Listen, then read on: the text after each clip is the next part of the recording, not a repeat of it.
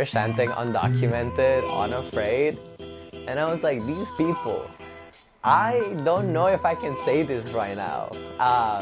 But it felt so safe and so incredible. And I just decided to stay around. Make the Road like became my home. It felt like this was the emotional support and also the skill development that I needed in that moment of my life to be able to keep me grounded. The school was actually very supportive with immigration-related stuff.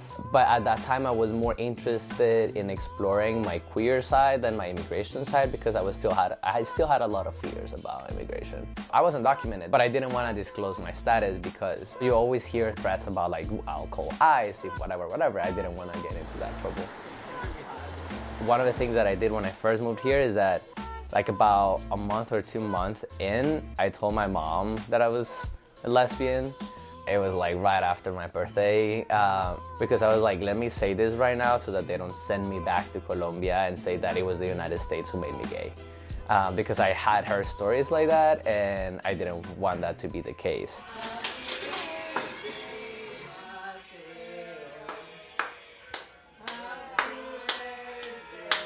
My family is very welcoming. My family is extremely beautiful.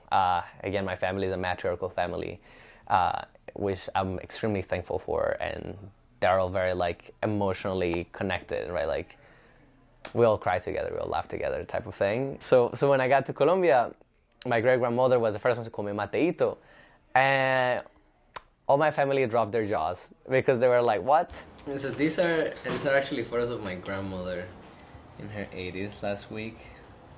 This is my great grandmother.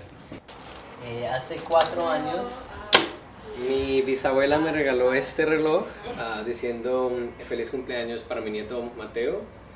Y fue como una sorpresa para la familia, o pues por lo menos para mí, de que ya me dijera mi nieto cuando toda la familia pues tenía temor de lo que iba a pensar mi bisabuela de mi transición. I always save this watch because it represents like not just my own transition, but the growth in my family to challenge gender dynamics in a way that is loving, compassionate, understandable, and that is collective. I recognize that transitioning is not just an individual's transition, it's like a community transition.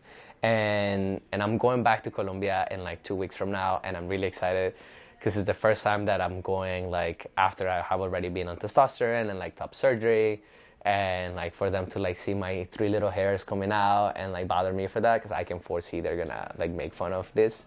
But I'm excited to go because I'm going with my mom too. ¿Que la visiten? Sí. ¿Sí? Sí. Mañana tengo que trabajar 14 horas seguidas. Okay. Sí, ¿no? I never had a term or language to how to define how I felt. And I just always remember telling my mom that I hated my chest. And I remember like I started having these conversations with my mom like at 50, and I was like, I just want them off. Look, it's like so huge. Let's see. Oh, it's so pretty. I like this shirt. And one of the things that my mom said to me when I first came out to her as queer, she's like, don't become a boy. That was like the first thing. So that summer, actually, I was like wearing heels. I was like doing like whatever is defined as feminine so that my mom will like allow me to be queer without becoming a guy, right? And dresses were very comfortable. That was comfortable, and I'm like rethinking that as like my gender presentation currently. So it's like, I don't even know how to explain my transition because I feel like my gender has always been so moving and fluid, and like even now it's still changing. But I like around 18 or 17, I started asking people to call me Mateo and to address me as he and him. And I told my mom, and it was like a rough conversation, and she didn't call me Mateo for the longest. It was just about patience with her because I understood that she wasn't intentionally doing it. Like she also saw me like run up 18 years of her life, like with another gender, with another name. So it was a transition. And then my mom was like, okay, then I'll support you. After like having like those real intentional conversations, because again, like I trust this process to be based on communication and based in like willingness to be vulnerable to each other. My father leaving was, even though it's like really hard for me, I think it's been better for my mom and I to be able to thrive and to be able to like be our genuine selves. I don't think I would have transitioned if my father would have been here. ¿Van ahora a bailar? Sí, vamos para Friendstown. Sí. Ah, chévere. It is hard to decolonize our minds, right? Like we have been indoctrinated into believing that there's a duality to everything and there's a binary system and that anything outside of that is wrong.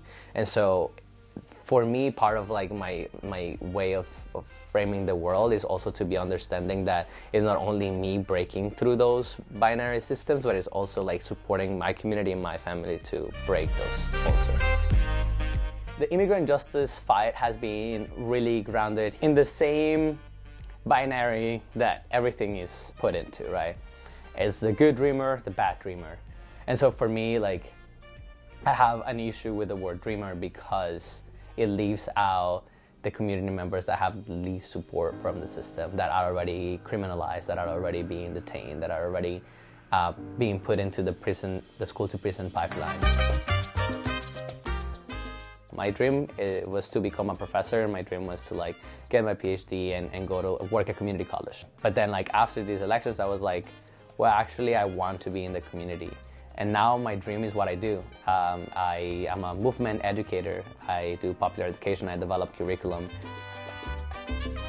My activism, my way of organizing is like a very holistic approach to like fight back systems of oppression.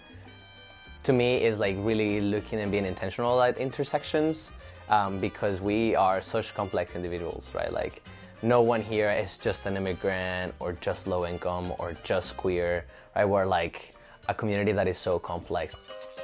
And I think for me, because my identities are like trans and queer and haven't had my background as undocumented, that's the fight that I hold the closest, but it's being mindful of like the multiplicity of identities. I would say that to like folks who are undocumented, TGNC out there in the world, like finding community is a key aspect. So like come to community organizations that are closer to you. Just like have a chat with like other folks who are struggling with the same things and like know that for sure you have community out there. Like we got your back.